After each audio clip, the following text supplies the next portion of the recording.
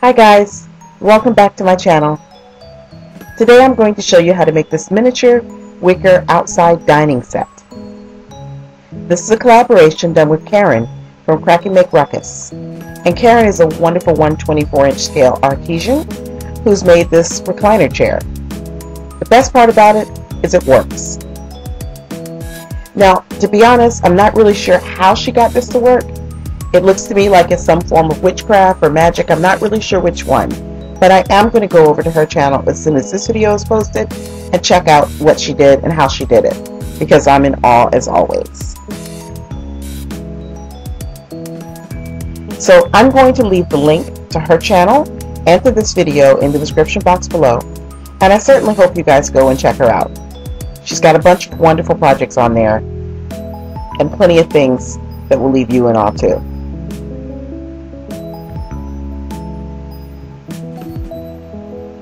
My contribution to this collaboration was a miniature faux wicker and faux mosaic tile dining set.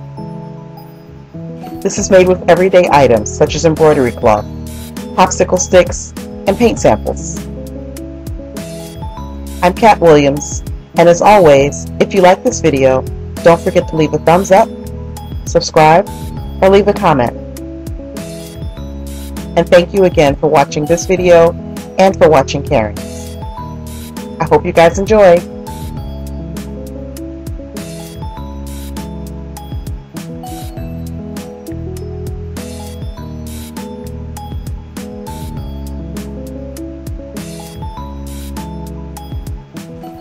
So to start off, I'm going to make the chairs first, and I'm using a jumbo popsicle stick cut into 3 pieces that are 1 1/4 inch and 3 pieces that are 1 1/2 inch. Now this is per chair, so be sure to double these for every additional chair you make. One of the pieces I cut vertically in half on both the 1 1/2 and the 1 1/4, and then I glued all 3 pieces together. I'm going to use the 1 1/2 inch piece as the bottom and the 1 1/4 inch piece as the top. So glue the 1 1/4 piece on top of it at a slight angle. I'm going to place a bottle of paint behind it just to hold it in place.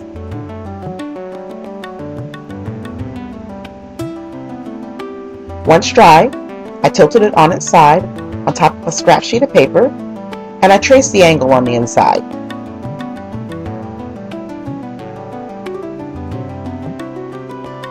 Using additional pieces of 1 1/4 inch jumbo popsicle stick, I line those along the seat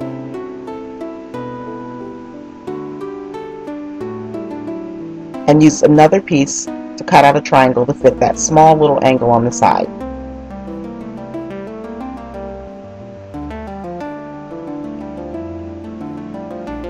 Glue those pieces together and make another one. These are the arms, so you'll need 2.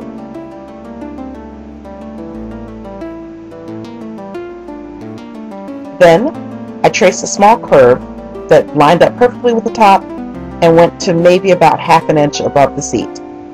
I did this on both pieces and I cut them out. Glue those in place, and then I added some popsicle sticks right along the bottom to give extra support and to elongate the body of the chair.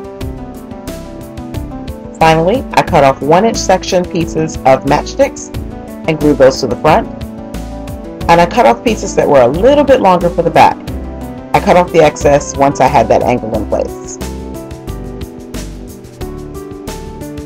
Now I used super glue and wood glue for the matchsticks just to make sure the legs were stable, and I allowed them to dry overnight.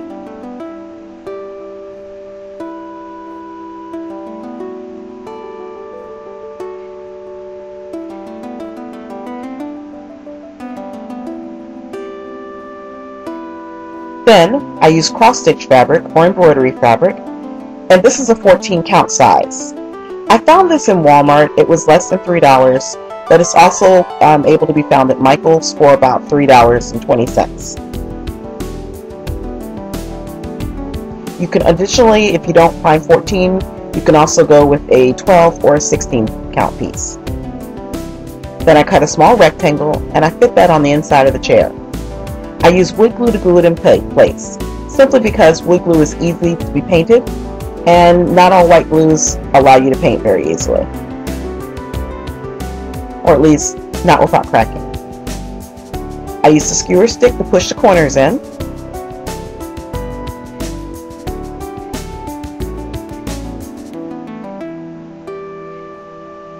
and then I cut slits in the fabric down to the top of the armrests.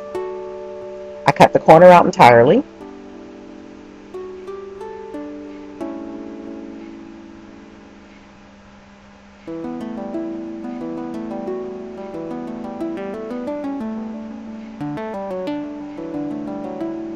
And then I glued down the back using wood glue again.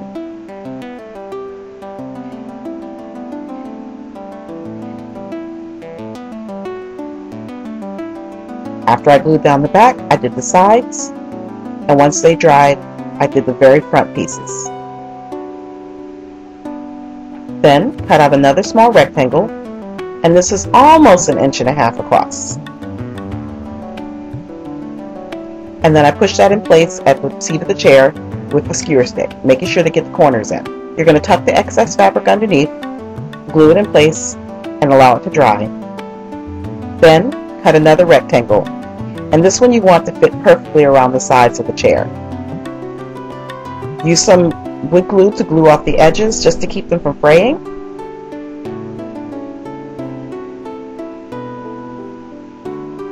And then start at the front and work your fabric all the way around, flattening it out over the side of the chair.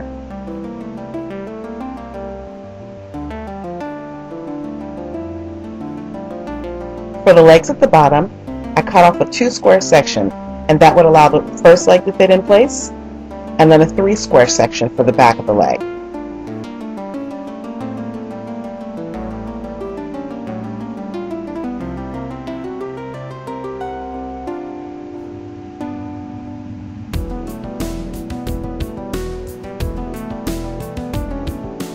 Then I glued the bottom of the fabric in place and clipped it to hold it and allowed it to dry. Repeat the same step along the back, lining up the very top of the fabric with the very top of the chair.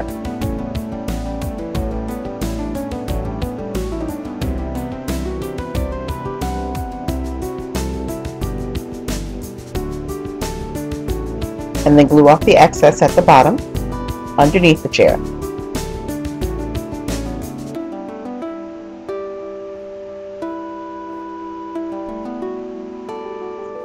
And then lastly, I did the final side. But this time I cut a small slit into the bottom. This is just to help me release some of the air from out of the fabric.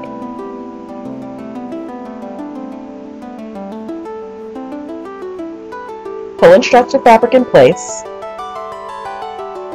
and then glue down the first section, followed by the second, pressing out the air bubble and gluing it into place.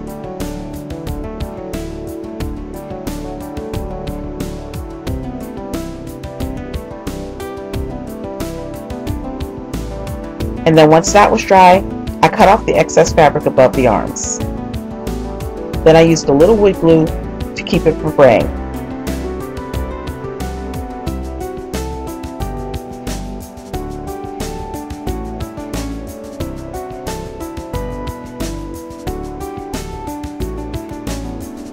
I used some of the extra fabric left over and cut off lines of 2 little squares.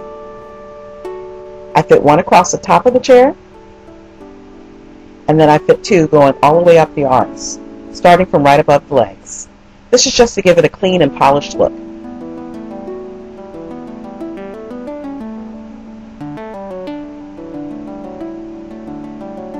That extra step allows the chair to look like it's been tailored. Then I'm using some embroidery thread. And you don't see this very well, but I'm actually unraveling it with one hand by twisting it counterclockwise, while at the same time I'm twisting it clockwise around the leg of the chair.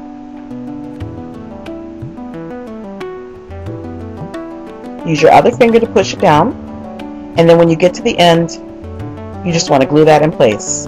And I use super glue for a quick hold.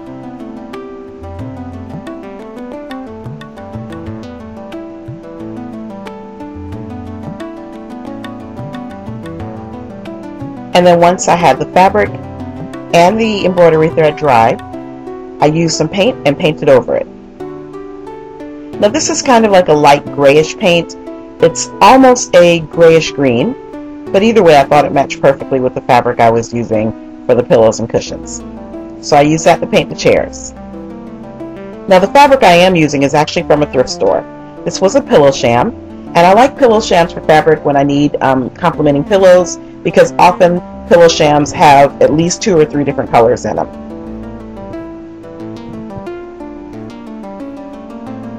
So I used the blue and the green fabric to make throw pillows, and then I also used the fabric, the green and the striped fabric, to make the cushions for the chair.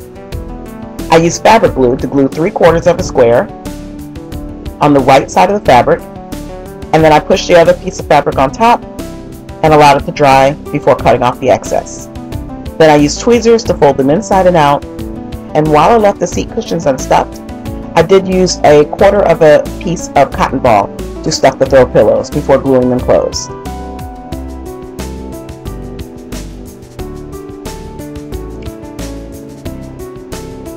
Now moving on to the table, I used 4 jumbo popsicle sticks that I cut into 3 3/4 of an inch each.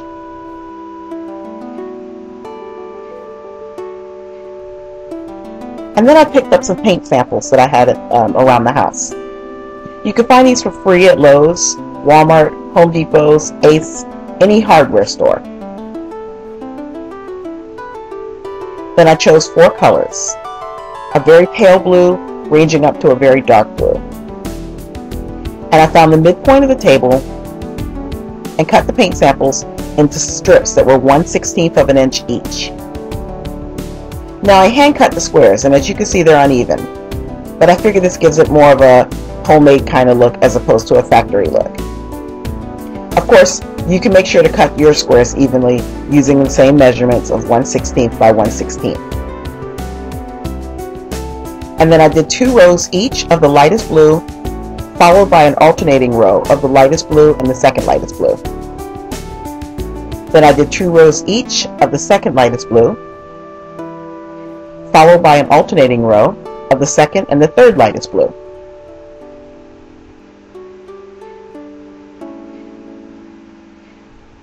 Then I did 2 rows of the third lightest blue, followed by an alternating layer of the third lightest and the darkest color of blue.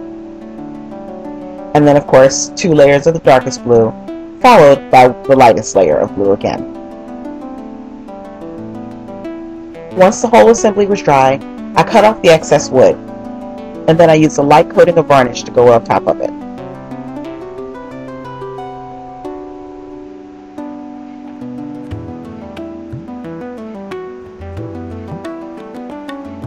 I built a small frame out of coffee stir sticks. And this should be a little bigger than the table, simply because you're going to cover this frame with fabric, and you want to make sure the fabric has room. Then I'm using about 6 squares of the embroidery cloth this time. I'm going to glue the center directly across the back.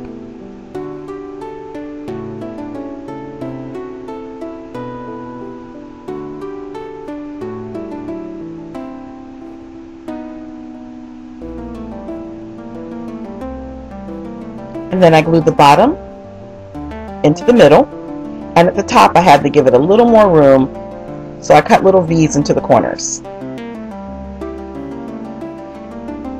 Then I glued the top flaps down as well, clipping them into place and allowing the whole thing to dry.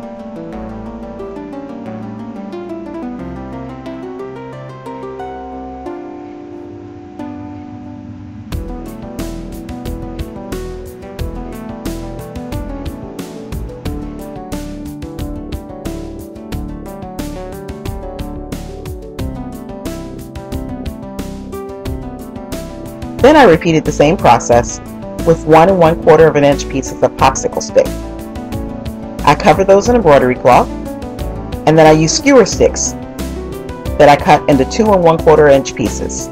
These are cut at a diagonal, and the diagonal is facing the same direction at the top and the bottom. I glue those in place on the inside of the square, so that they all point out at angles in different directions. Then, to stabilize them, I had to make some sort of gusset. So I used jumbo popsicle sticks again, and I cut them to fit the inside between the skewers. Then I found the midpoint of the jumbo popsicle stick, and I drew in a small curve before cutting that out with an X-Acto.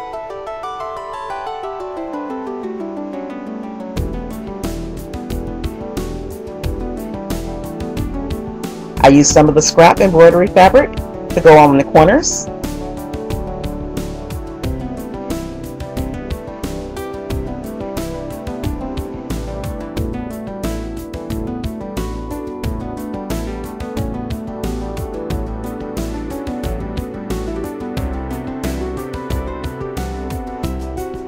And then I cut rectangles to fit the inside gusset piece.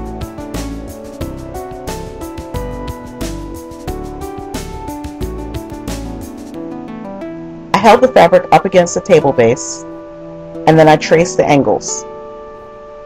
Then I glued the top in place, and then stretched the fabric down and glued it at the bottom as well.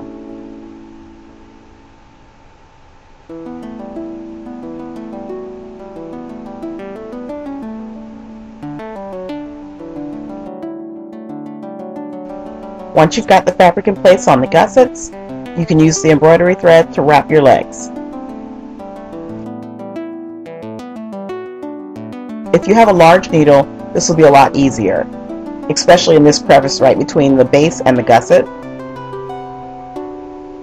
But if you don't have a needle, you can always use a skewer stick or a crochet hook to pull the thread through.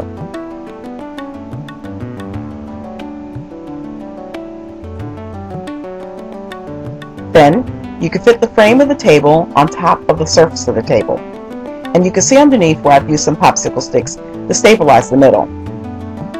This will just keep the weight of the grout and all the other things going on from caving in on the sides.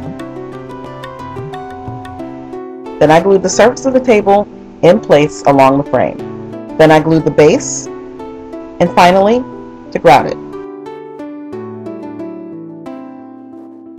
Now I'm using actual grout for this that I've watered down quite a bit. And you can pick up grout in any home supply store like Home Depot or Lowe's, and even at Michael's. If you can't find grout, or if it's a little too expensive for using such a small quantity, then you can always use some speckle that you can find for about $3 in Walmart, or in most grocery stores for that matter. You're going to smooth that on using your fingertips or a popsicle stick to push it into all the crevices, and then before it finishes with drying, wipe off the excess with a damp cloth, and you may want to do this 2 times before polishing it with a dry cloth. And that's it. You're done. Thanks so much for watching, guys.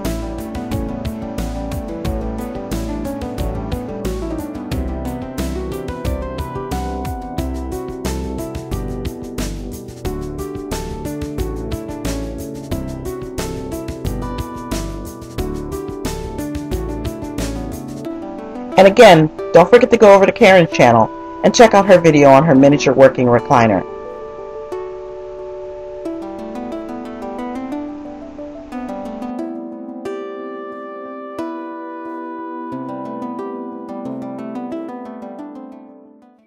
I always appreciate when you guys stop by to watch my videos.